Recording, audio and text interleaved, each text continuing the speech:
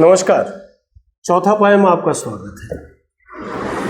राजनीति के सिवाय क्या बात करें ये समझ में नहीं आता, और राजनीति कहाँ जा रही है ये भी समझ में नहीं आता।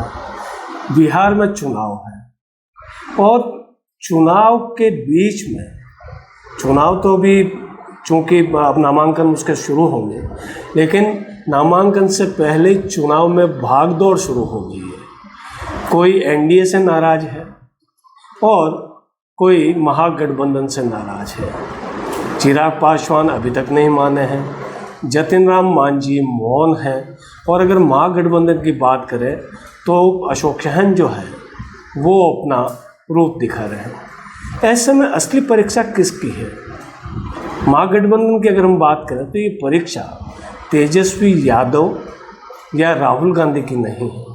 इस बार ये परीक्षा है राजस्थान के 3 बार मुख्यमंत्री रहे अशोक गहलोत की। अशोक गहलोत को वहाँ का सीनियर ऑब्जर्वर बनाया गया है, यानी वरिष्ठ पर्यवेक्षक, और सारा चुनाव संचालन का जिम्मा, चाहे वो प्रत्याशी चयन की बात हो, चाहे प्रचार अभियान की बात हो, चाहे लोगों को मिलने मिलाने की बात हो, तोड़ने तोड़वाने की बात हो, जोड़ने मिलाने की बात हो, ये सारा काम अशोक गहलोत के जिम्मे है।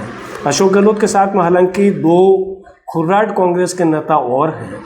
छत्तीसगढ़ के मुख्यमंत्री रहे भूपेश बघेल, और लोकसभा में कांग्रेस के नेता रहे, हालांकि विपक्ष के नेता तो नहीं कह सकते उनको, लेकिन उन्होंने विपक्ष के नेता की भूमिका निभाई। अधीर रंजन चौधरी पश्चिम बंगाल से आते हैं, वो भी वरिष्ठ ऑब्जर्वर हैं। लेकिन पूरे राजस्थान को और पूरे देश को, और जो कांग्रेस के समर्थक हैं उनको उम्मीद अगर किसी से है तो वो उम्मीद है अशोक गहलोत से।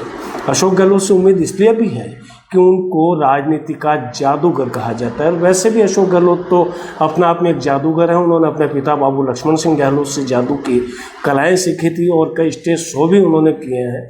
और जादूगर जितने भी देश के हैं वो भी अशोक गहलोत को अपनी बिरादरी का हिस्सा ही मानते हैं। और अब पिछले कुछ वर्षों से जो अशोक गहलोत की राजनीति है, उस अशोक गहलोत की राजनीति ने उनको एक जादूगर के रूप में भी एक तरीके से एस्टेब्लिश किया है। तो क्या बिहार में अशोक गहलोत का जादू चलेगा, या वहाँ पे भारतीय जनता पार्टी और एनडीए को हराने के लिए वो कोई गीली गीली गो का कोई फॉर्मूला फेंकेंगे? ये देखने की बात है।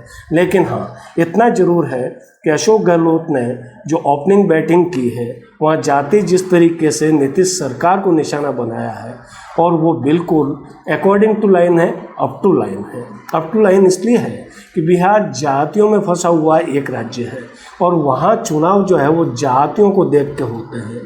और आरक्षण एक बड़ा मुद्दा है, शिक्षा और बेरोजगारी एक बड़ा मुद्दा है।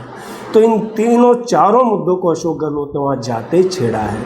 अब देखना यह है कि अशोक गहलोत की जादूगरी कितना चलती है। आपको क्या लगता है कि राष्ट्रीय कांग्रेस कमेटी के अध्यक्ष का नामांकन ठुकरा कर हाशिए पर आए अशोक गहलोत के लिए ये कोई नई राजनीतिक जिंदगी शुरू करने का मौका है? हमें कमेंट बॉक्स में ज़रूर बताइए। आपसे कल किसी और मुद्दे पर हम मुलाकात करेंगे, चर्चा करेंगे। आप हमारे चैनल को लाइक और सब्सक्राइब भी कीजिए, और अपनी राय से हमें कमेंट बॉक्स में ज़रूर अवगत कराइए। कल तक के लिए दीजिए मुझे इजाज़त। नमस्कार।